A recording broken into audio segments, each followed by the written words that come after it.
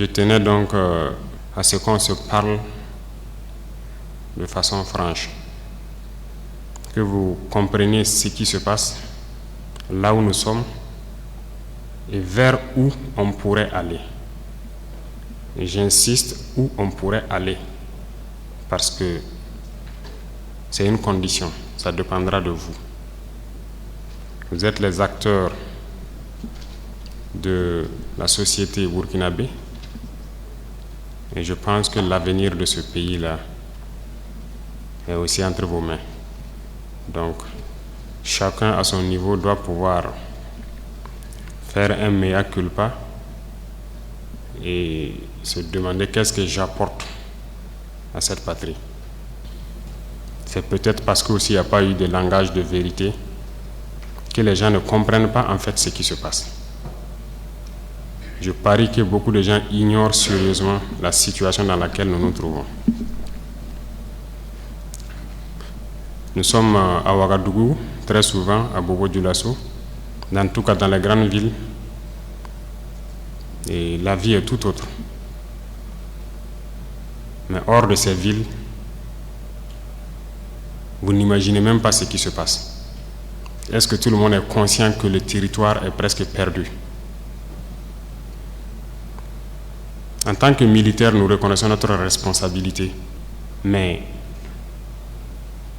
qu'est-ce qui a amené l'armée à être comme ça? C'est ça aussi la question qu'il faut se poser. Parce qu'elle a été politisée. Elle a quitté même son fondement. Il faut avoir le courage de se le dire. L'armée a été infiltrée. Et chacun agit en fonction donc de certains bords politiques. Nous observons depuis très longtemps. Nous combattons et nous observons. Et à un moment donné, on a eu espoir que ça va cesser, notamment avec les événements du 24. Mais ça n'a pas cessé. Et ça continue. Ces événements du 30 sont arrivés. Je vais vous dire ce soir où est-ce que nous en sommes, où est-ce que nous partons.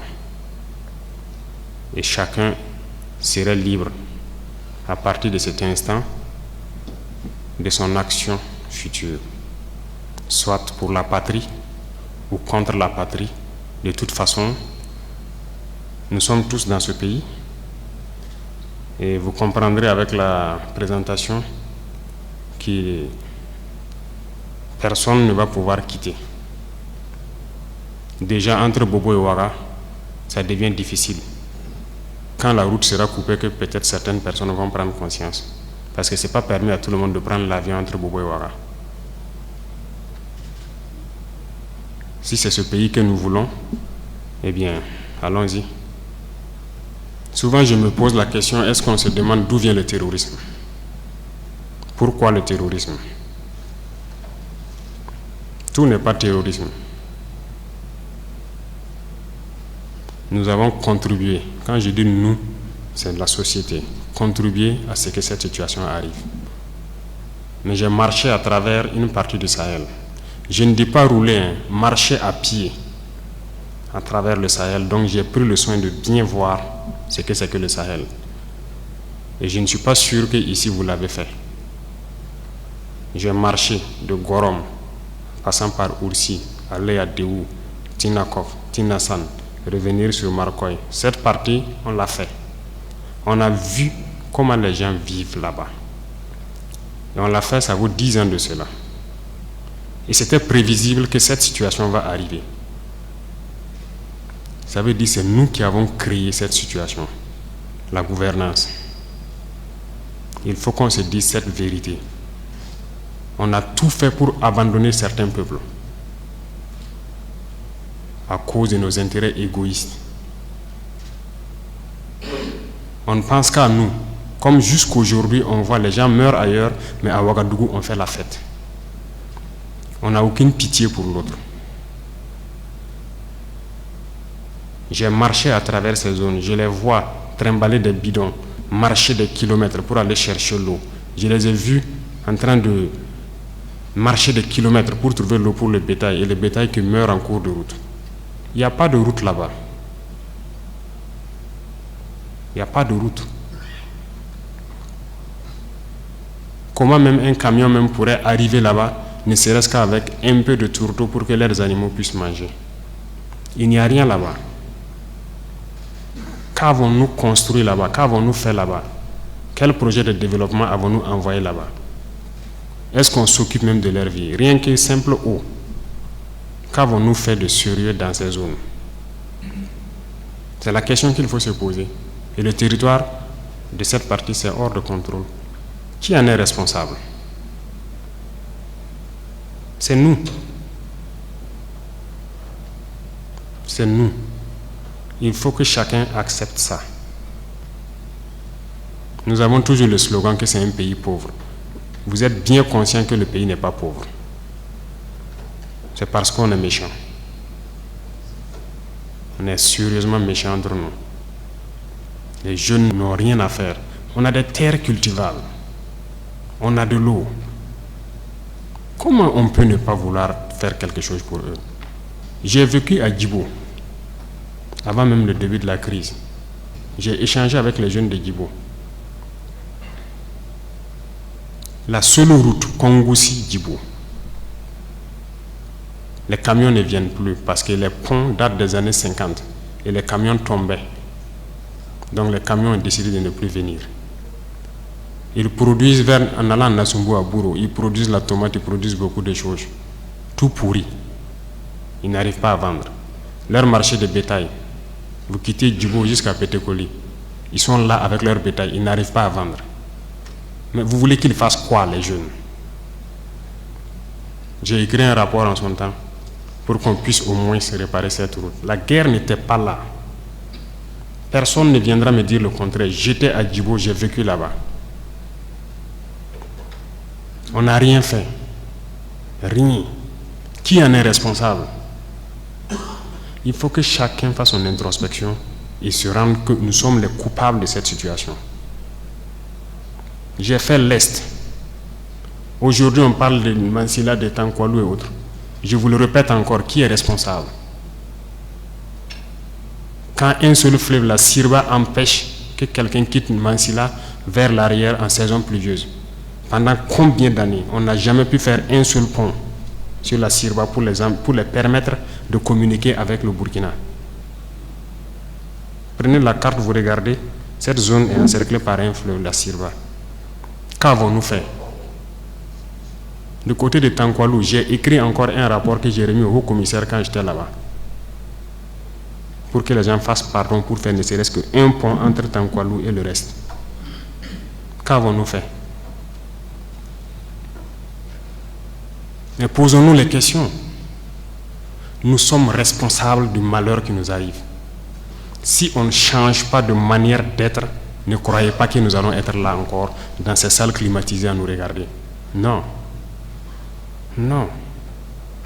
D'autres ne peuvent pas être là à souffrir pendant que d'autres sont dans un luxe insultant.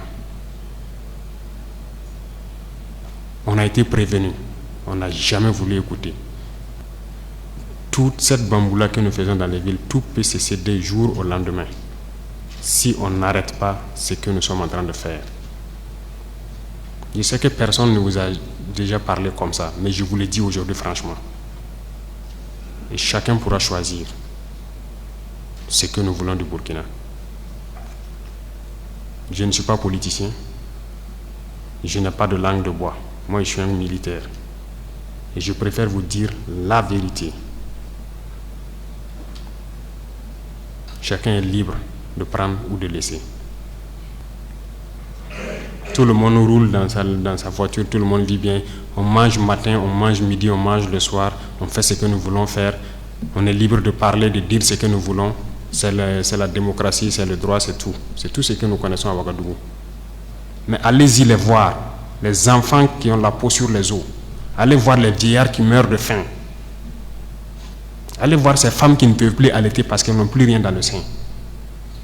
Allez les voir. Ne faisons pas semblant. Si nos journalistes n'ont pas le courage d'aller sur le terrain et vous ramener ces genres d'images, parce qu'on veut laver l'image du Burkina, je vous dis que c'est faux, ça existe. Quand je vous parle des gens qui mangent l'herbe, celui qui veut contester, je l'amène demain à les voir. Ça continue, ça n'a même pas cessé. Parce qu'on a pu ravitailler certains villages, mais d'autres pas encore, on est toujours en route. Aucun civil ne peut daigner même soutenir aussi avec des camions pour qu'on puisse être solidaire vis-à-vis de ces populations-là. C'est quelle intégrité? C'est quoi l'intégrité? Burkina Faso, c'est quoi? C'est ça qui nous a révoltés. Et on est toujours révoltés. Tant qu'on ne va pas soigner les maux de ce pays-là, on sera toujours révoltés. Pour l'instant, on a pu, dans l'armée quand même, réaliser quelques camions et transporter les vivres avec nos propres moyens, bien qu'on a loué d'autres même ajoutés, vers des populations qui mouraient de faim. Et même dans cette location, j'ai vu qu'il n'y a aucune pitié. Des citoyens savaient que c'est pour aller là-bas, mais ils sont restés sur leurs tarifs. C'est pour dire que la solidarité là, a disparu au Burkina. Ayez pitié des gens, ayez pitié de la jeunesse, ayez pitié des enfants. Qu'est-ce qu'ils ont fait ces villageois-là pour que quand le soleil tombe, eux ils se retrouvent dans les grottes, dans les arbres, ils quittent le village. Et le matin ils se pointent, ils regardent pour voir si tout va bien avant de revenir. Ils dorment dans la brousse, ils ne peuvent pas dormir chez eux. On ne vous dit pas ces vérités, c'est la réalité du Burkina comme ça. On ne voit que nos villes. Nous sommes responsables de ce qui nous arrive. Et nous serons entièrement responsables de ce qui va suivre. Soit c'est du bon ou c'est du mauvais, ça dépendra de nos comportements dans le futur. Chacun n'a qu'à donner le meilleur de lui-même. Et je pense qu'on peut y arriver. Je suis optimiste, j'ai foi. Et Inch'Allah, on va y arriver.